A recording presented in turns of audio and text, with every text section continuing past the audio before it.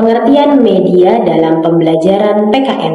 Istilah media berasal dari bahasa Latin yaitu medius yang berarti tengah atau perantara.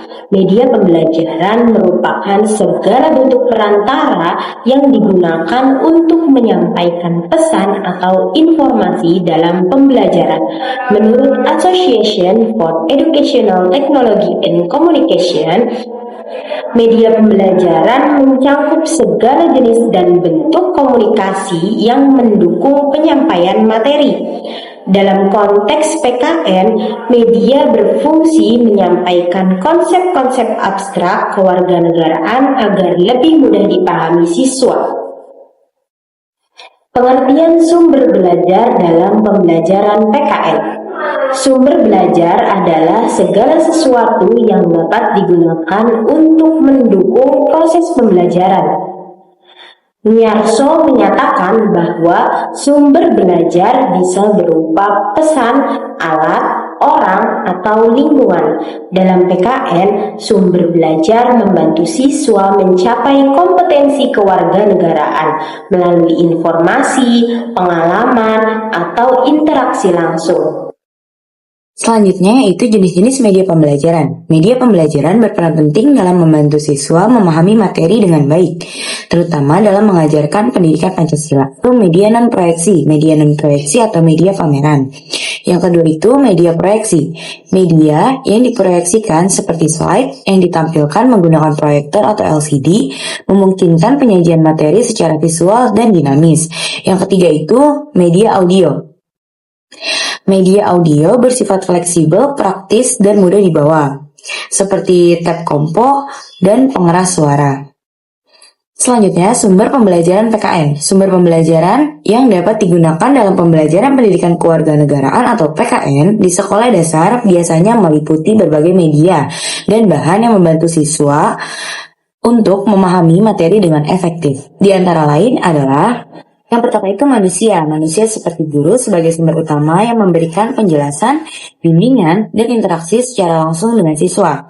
Yang kedua itu ada media cetak. Media cetak itu seperti buku teks, brosur, majalah, dan surat kabar yang menyediakan materi tertulis dan referensi pendidikan kewarganegaraan. Selanjutnya juga ada media digital dan internet. Contohnya itu seperti video pembelajaran berbasis aplikasi dan platform daring, media sosial, serta sumber belajar interaktif yang memudahkan akses informasi yang didapatkan siswa, dan lain-lain. Selanjutnya ialah pemanfaatan media dan sumber pembelajaran untuk meningkatkan kualitas pembelajaran PKN di SD ataupun TI. Yang pertama yaitu meningkatkan minat dan semangat belajar siswa. Nah, media seperti apa sih? Media seperti gambar, poster, buku, pop-up, video. Jadi itu membuat pelajaran PKN itu jadi lebih menarik gitu.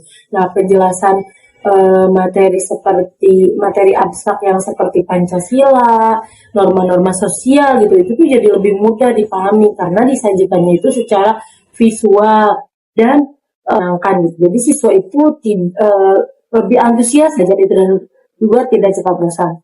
Kemudian yang kedua itu membantu memahami konsep abstrak. Nah, model miniatur, peta, globe, ataupun video itu membantu untuk menjelaskan hal-hal yang sulit gitu, yang sulit dipahami. Hanya dengan yang dengan kata-kata.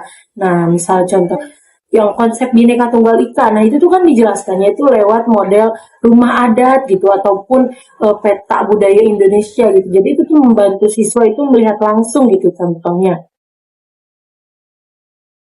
Yang ketiga itu dengan menumbuhkan partisipasi dan kerjasama.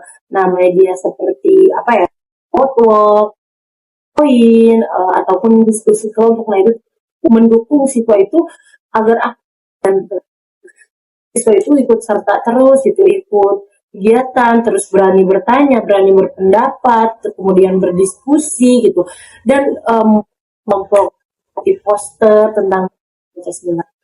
Kemudian yang keempat, menyesuaikan dengan gaya belajar siswa. Media itu bisa disesuaikan gitu dengan gaya belajarnya, misalnya media visual, auditori, atau kinestetik. Nah itu tuh misalnya siswa auditori itu bisa mendengar rekaman sejarah gitu, atau sementara siswa kinestetik itu bisa bermain peran ataupun bisa simulasi gitu kan dengan kehidupan mereka sehari-hari. Jadi media digital, media sosial itu tuh membantu menghubungkan materi dengan dunia nyata gitu. Misalnya siswa itu menonton video tentang gotong royong ataupun kampanye digital yang tentang toleransi. Nah itu tuh membuat pembelajarannya itu lebih relevan gitu dan juga bermakna gitu. Kemudian jadi media pembelajaran itu membuat PKN itu lebih menarik, mudah difahami, lebih bermakna bagi siswa gitu. Juga media itu membantu untuk menjembatani antara teori gitu dan kenyataan di sekitar siswa gitu. Terima kasih. Selesai sudah pembahasan media dan sumber pembelajaran PKN. Terima kasih sudah menonton video ini sampai akhir. Jangan lupa tinggalkan kritik dan saran di kolom komentar agar video-video berikutnya bisa lebih baik lagi. Masukan kalian sangat berarti untuk pengembangan konten di channel ini. Sampai jumpa di video selanjutnya. Terima kasih.